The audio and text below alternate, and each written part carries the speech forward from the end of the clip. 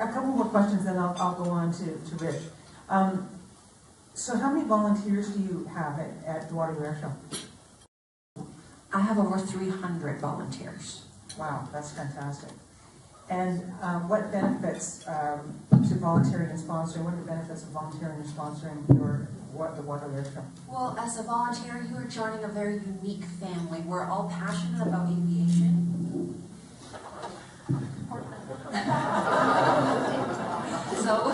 Must be rich. We're very passionate and we're a very loyal bunch in aviation, and just like every volunteer group, we become a family.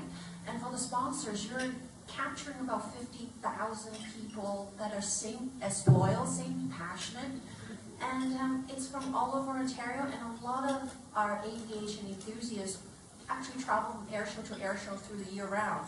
For example, like myself, I'm starting my air show tour in the end of April all around North America, and I follow them until October. So get to capture people like me. Air show junkies, that's what we're talking about. Okay, Rich, over to you. Can you tell us how many people come to LPGA, and has it changed over the years since you first came? Sure. Our attendance over the past couple of years has been approximately 60,000 attendees per year. Economic impact of that is approximately 12 to 20 million per year to the region. And for tourism specific, I know Minto, you're interested in this. Tourism specific, 55% of our attendees attend from outside the region. So 45% obviously attend from inside the region, and 55% from outside the region that we're drawing in. How do you measure economic impact? Do you have a model that you use? We don't. There's lots of models out there. We haven't done any actual studies on our event. We use size and scope of the event and on a formula basis with the LPGA's help to come up with that number. So I don't have an approximate number. We just have a range from 12 to 20 that we know on the size and the scope of the event that we're going to bring. And you have a lot of volunteers. How many volunteers do you have? We have 1,200 volunteers. Wow. 1,200 volunteers. Probably some sitting right in this room. Right? Probably, yes. I see a couple actually, and just for comparison, we have volunteering is huge for us. The ratio is way off if you can think about it. We have 1,200 volunteers and 4 full-time staff. Yeah. Big difference. And what's the benefit to volunteering or sponsoring LPGA? Well, there's obviously a civic pride that we like to tout as volunteering. Truly this event enables us to shine a global spotlight on Waterloo region, and the reason I say that is we get to broadcast ourselves to 120 countries and over 250 million homes across the world that tune in to watch this event from Waterloo region. So volunteering, specifically volunteering, that you're giving your time and effort to make sure that Waterloo region is appropriately represented across the world. That's a huge opportunity for any sponsor to get into that many homes. It is, yeah. Dave, over to you. So, how many people does Oktoberfest attract? I mean, it is a longer festival, obviously, than LPGA or the Air Show. You've got a few more days to tack on and attract more people over a couple of weekends. Yeah, we like to say that there's 700,000 of our closest friends coming to town every year. And in that 700,000, there's various events that people come to, several events over the years. We've got 150,000 people that come to the parade on an annual basis. We've got 18 fest halls that are full throughout the festival. A lot of our events that we run are Tour de Hans and our Stein and Dine. So we've got a lot of different events to accumulate those numbers. We have a staff member in our office who actually grew up in Brazil, and she was quite excited about going to the festival, to the parade this year. But apparently there's no parades in Brazil that start at 7 o'clock in the morning. So she showed up at noon and was astounded to find that it was actually over. She takes a lot of ribbing in our office for that. How many volunteers do you be? I think you've got the giant lines. Yeah, we've got 450 volunteers, 450 great volunteers who put a lot of man hours and a lot of work into running our different committees. We've got 40 different committees that are staffed and run by volunteers. We have an office staff of 8. So it's a busy time and it's a busy year.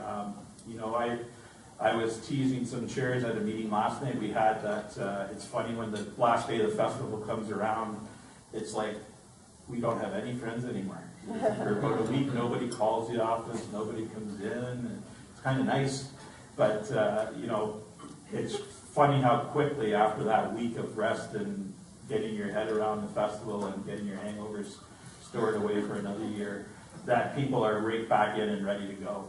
So. Time to start pick up for next year. Yeah. Or maybe it's me that's making that decision. And can you tell us some of the benefits of volunteering or sponsoring Oktoberfest? Yeah, I mean, I think there's a number of benefits to volunteering, and people volunteer for a lot of different reasons. You know, we look for some expertise in some certain areas, so that's one benefit to us. But I think more importantly, the benefit to a lot of our volunteers who work for some bigger companies or even some smaller companies is they really get to sharpen their toolbox, and they get to do things that they may not get a chance to do at work, or that they may have done at work at one time and really liked it, but they've changed positions, and they can go back to something that they enjoy and something they can contribute and that they can keep sharp, and really their skill set helps us. And then we really try to mentor a lot of our volunteers, especially some of the younger volunteers who are coming on and are super ambitious.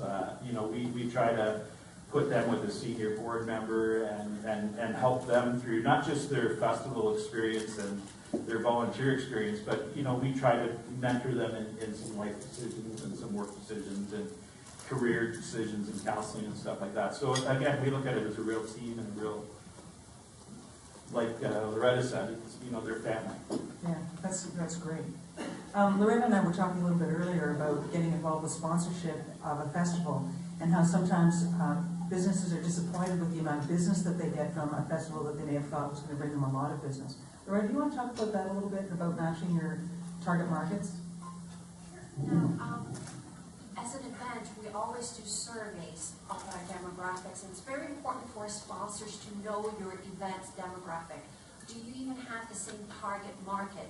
For example, we're a family-orientated market, so we always target companies that have the same theme, like an insurance company that from an RESP all the way to life insurance, or a retailer like a Target or Walmart, or smaller like Home Depot, or Home Hardware, something like that has the family market. I'm sure the Oktoberfest and the LPGA has a little bit different sponsor market as well, because their market is different. So as a sponsor, you have to look at your demographics. And all events should provide that to you and should be able to do a survey pre and post event for you at no cost, or it's already built into your activation package. Ooh, there's a challenge for those two. Rich, how do you determine what demographic LPGA attracts? Does LPGA help you with that? There might be some differences depending on where the event is taking place? Yeah, we do a fairly exhaustive survey to spectators in general, as well as our corporate clients, volunteers. So we get a pretty good idea of who's attending, and it hasn't really changed, unfortunately, over probably 100 years. Who attends golf tournaments? You probably guess the demographic. I did all the surveys for Golf Canada for a number of years, and shifting into this role, you know, the results we got back were pretty similar. So we know who comes out. I think what we're trying to do with this event in this region, knowing that this region really supports its events and is trying to build, as Loretta said, a more of a family activity. We don't just want, you know, an older audience, a typical golf audience to come in, and we're seeing the results happen over the last couple of years. Some of the activities and some of the enhancements that we're doing for the event, trying to draw kids, young golfers, as well as just families in general looking for a good time. And Dave, you guys have added different events to Oktoberfest over the years too. Is that an attempt to attract different sponsors or audience, or both? Yeah, I think it's an attempt to really capture what Oktoberfest is about, and we look at it as, you know, the original Oktoberfest was started as a sporting event. So we started to build some sporting events in and around that with our Tour de Hans and our 5K runs. And then it's also about culture and heritage. So I mean, there's a lot of stuff built around culture and heritage.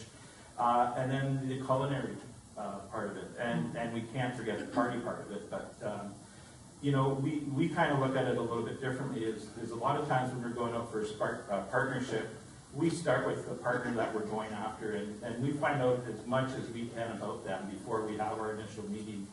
And we'll sit down and we'll try to find out what makes them tick, and then have that initial meeting with them, and come back and look at our properties, and based on our investigation and on what we're hearing from them, we'll try to put them in a couple of different models that really it's a partnership and it fits for both of us, because it's important for us to not only reap the benefits of sponsors and partnerships, but it's important for us to live up to our end of the bargain and to deliver what we're saying we're going to deliver to the partners. So as important as they are to us, I figure we're just as important to them, and it's important to keep that in front of us.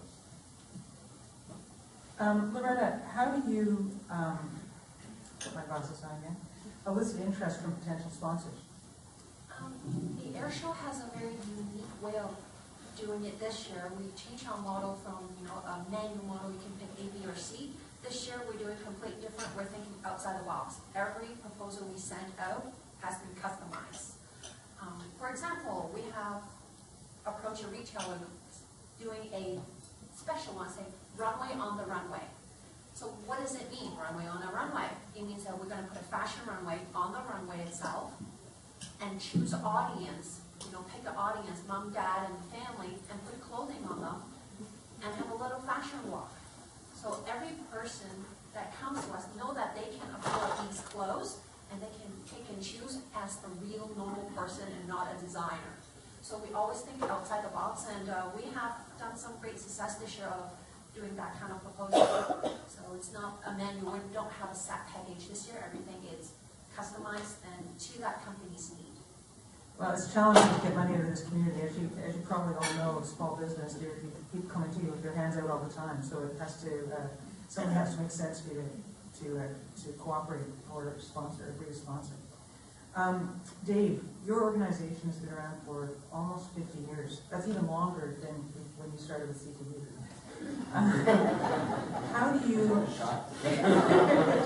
How do you make sure that you deliver value to your sponsors year after year? Because that's a long time to keep. And I'm sure you've had some sponsors that have been there since the very beginning. Yeah, and like I said before, we put a lot of effort into delivering our part of the bargain. And, with 450 volunteers running a lot of these events without, not a lot of support, but without direct support from the office, it's important for communication from our staff and our sponsorship team so that all of the chairs of the different events and committees know what their fulfillment roles are. So, if we're doing something with Patty and her team from Uptown Waterloo, for example, we know what Patty's hoping to achieve from it, but all of the people that are involved with the events that she's associated may not know the exact conversation we have. So it's important for us to break down all of those expectations and all of those deliverables to all of the different people that are running the different events and committees, and ensuring that our end of the bargain is held up and that when and wherever possible we can over-deliver. Never mind the cross-border concern between Kitchener and Waterloo. I can't say I'm an outsider. And Cambridge. We're in Cambridge and Elmira too. I know. South of the 401. Holy smoke. Richard, for volunteering and sponsoring, the perception is that the LPGA is an expensive and too big an event for some people to get involved in. So can you tell us what are the advantages for a small business getting involved with LPGA? Sure, and there's no question some of our products are on the more expensive side, but I guess what I would say to that is that as both of the panelists have mentioned, we tailor everything to what each individual business needs. If you want a couple tickets, we'll get you a couple tickets. If you want some awareness, some eyeballs, we have that too. So we get some branding and those opportunities as well. And one of the things that we've been able to do, and again, we're in our third year, a little bit different than Oktoberfest, or the exact opposite. We've been able to, the first year let's get the thing off the ground, and then second and third year now we're trying to grow it and really grow our partnerships with some people in the room here and the business community in general. The best way that we can do and to solve the needs of the smaller business community is really sharing. And with the chamber and the spirit of the chamber, there's lots of opportunities for a smaller company or a mid-sized company to get together with a friend and get a bigger package so that the the opportunities and the hospitality are on the higher end, but you stayed within your budget. So we've been more creative, and we've been able to do that now that we're in a second and third year, and hopefully a lot more. And really, come to us and ask, what you can do. And we have group ticket packages for $500. That's an easy way to get your business involved at the low end. And then, as you build and as we go along in the years, partner with someone, come together. As Loretta said, we're going to build something for you anyways, depending on your goals and objectives. So just come over and see us and have that meeting, and we'll be able to help you out. So the burning question in everyone's mind is, what's next for LPGA? Are you coming back next year? What will be good this year? In 11 weeks, actually, we have a tournament. Despite the weather outside, we have a tournament in 11 weeks. So we're obviously busy doing that. For the future, obviously, it's been a topic in the news, and right now I can't really comment because we're in contract negotiations with Manulife, and that's obviously the first domino that needs to fall before anything else happens for the tournament. So we hope to have some good news in the next 6 weeks or so. Well, we hope you stick around too. Thank you. Loretta, what about your plans for next year? So again, like Richard was saying, that the air show is going to come in about 92 days. But for 2015, it depends on what the weather brings in 2014. As most of you remember, the air show has had horrible weather for the last 3 years. So it all depends on the weather gods now. But as a plan right now, 2015 is going to bring some good shows. We do have American military commitments for 2015 if the weather gods cooperate of 2014. So over the Canada Day weekend again? Yes. In 2015? We don't know yet. The Depends on the Canadian military are talking to the American military and see what they can come up with on a date that's going to benefit both militaries so we can have a big show. Fantastic. That's great. So Oktoberfest does change every year. Dave, is there anything big in the plans for 2014? No, we made a conscious effort last year to sort of go back to what we do and do it a little bit better.